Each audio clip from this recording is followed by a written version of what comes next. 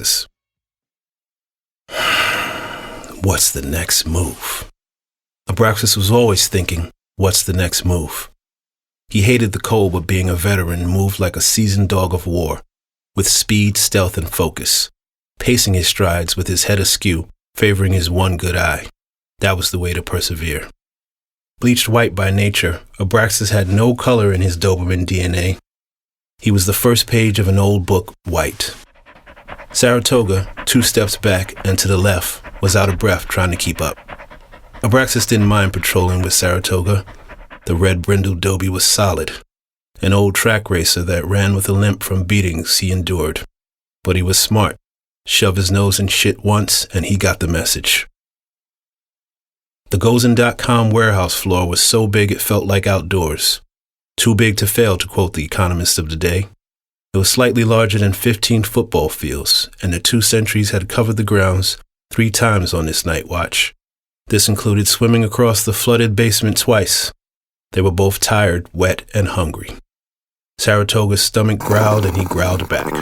ABRAXUS managed a rare smile, then went stone-faced as a text scrolled over his ocular display. It still made his bad eye twitch when the hot implant buzzed. The symbols, a series of hand signals and emojis, floated through his mind. So what are you going to do then? She's out of control, bro. Saratoga raised his eyebrows, punctuating the question. About what? November? Nothing. ABRAXUS beamed back. I never known you to do nothing, bro. I know you got something planned. They slowed their steps, stopped and listened. A faint whirling sound let them know it was nothing. A small drone came flying around the corner with its belly cage full and buzzing. It was probably a vibrator. Gozen.com online retail at its finest.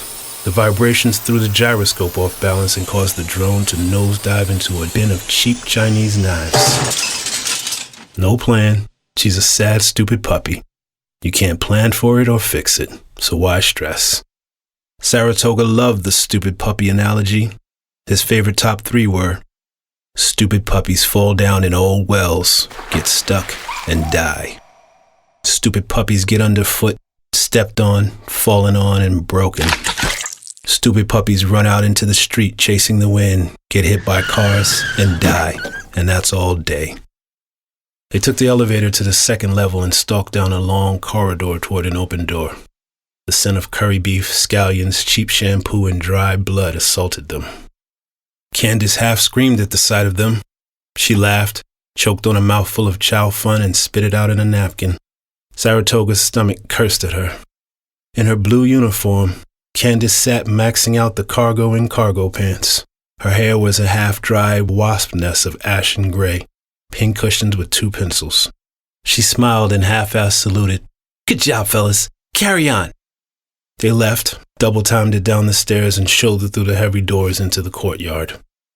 The night stood firm, but the new day dug its nails into the sky, breaking blue skin. The old snowfall had been deflowered, stained to gray slush now. The 2 dogs trundled through the 100-yard field toward the guard quarters. Locomotive steam trailed from their mouths. Saratoga lost sight of ABRAXUS in an instant with the bright of the snow. His coat was an unnatural camouflage, perfect for a winter hunt. The housing was a cinder block igloo. The dome stood 30 feet in diameter and just as tall at its zenith. A plexiglass disc roof was the only source of light. Inside, it hosted the bare minimum, little more than 10 beds and a water cooler. Saratoga aligned his eye for the retinal scan lock. His signature verified, and a corrugated roll gate clanged as it ascended. ABRAXUS could smell something was wrong immediately. The taste of fear hung on the air. Greed, too much iron, too much blood. November was a royal bitch, descended from purebred Doberman stock. Her family actually guarded a royal palace in Dubai before the military put her out of service.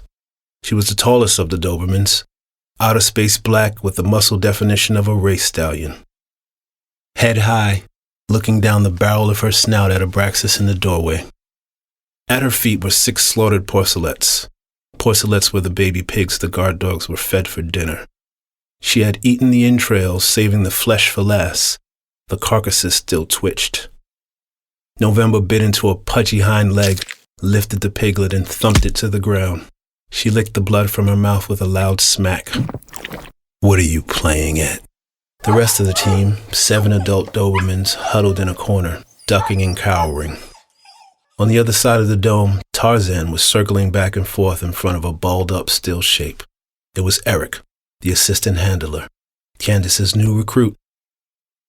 Eric was young with a soft, commandless voice, but he was tall and consistent. The bottom of one pant leg was dark with blood.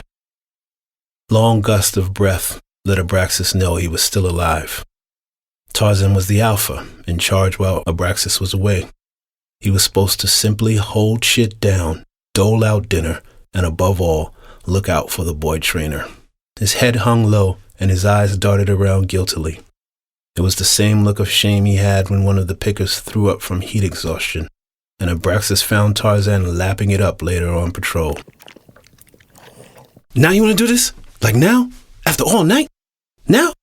Saratoga advanced past, but ABRAXUS barked out a stand-down order. He stopped, stood his ground, and barked loudly at the female upstart. Clever. It was ABRAXUS' belief that some spoiled little olive-toned prince started her off on the wrong foot by insisting on the name November. Who names a dog with the first syllable no?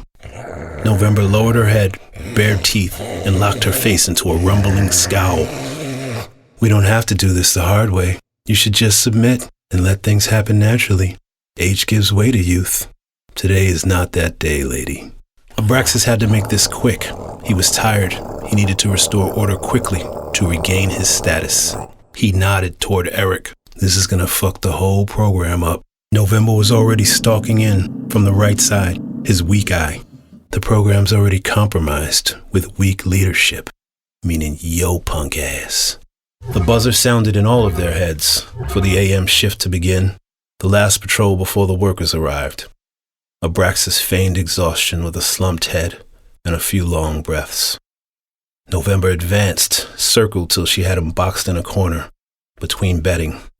She charged at him, biting and snapping, rearing up and swiping with her paws.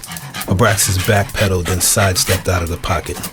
She came in again and he swatted her head and moved to the outside. November barked loudly, feeling trapped in.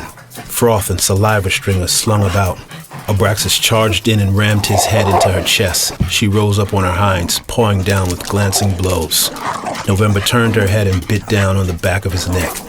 ABRAXUS felt the tear in his tough rolls of skin, knowing that's exactly what she would do. She locked her jaw down, growling, snorting, and smiled with the remainder of her teeth. ABRAXUS backed up, dragging her, and shook his body violently. The centrifugal movement meant to splay water out of one's coat. The motion jerked November's head with a force, wobbling her brain against the skull. She let go and stumbled dizzily. ABRAXUS came in fast, pinning her to the floor, biting down on the side of her neck. He latched on, salivating and grumbling in meditative victory. November was too proud to cry out or whimper. She lay there kicking up dust with heavy breathing, swiping her paws at the air. Her eyes betrayed her silence, wide, darting wild in terror. ABRAXUS growled and clenched down harder. He could feel the muscle striations, the spine giving way, separating, and her pulse racing as it registered through his canines.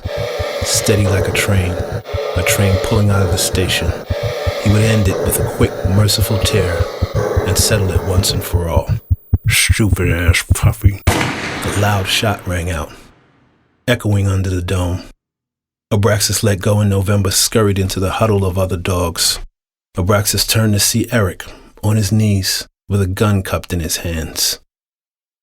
With tilted head, perplexed. Why? Why me?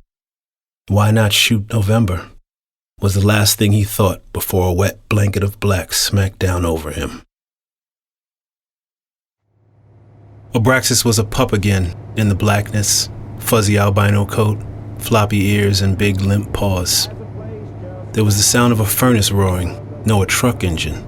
His siblings were in here too, belting out a choir of barking, high-pitched yelps, followed by frantic staccato whining. In the dark where sunlight strained through the burlap grain sack, ABRAXUS ducked and covered up from the kicking and clawing of paws and teeth. At the bottom of the bag were plastic Jack LaLanne weights, shaped like donuts and filled with sand. Crackling country music, voices, steel guitar, and the drum roll of tires on grates. Goddamn demon dogs. Unnatural is what it is. Nasty white lab rats. Little pink noses, just nasty. Not in my house. Oh, give it a rest, Charlene.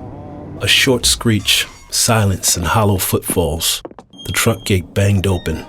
He sensed moisture in the air, cigar smoke, diesel burning, and chicken shit. There was a tug and ABRAXUS felt weightless for a few seconds, till the hard crash. Cold water and deeper darkness raced in on the pups. It was all around them now, tasting of mud, rot, and mold. ABRAXUS bit at the old sack, chewing and tearing wildly. He worked a small hole, scratching and biting at it. A nail caught in the loose weave and the old bag split along the seam. The water was both nothing and everything, cool now in his throat. Up above, fingers of light waved hello and twinkled. Hold your breath, ABRAXUS. There's daylight up there. Keep your mouth shut, boy.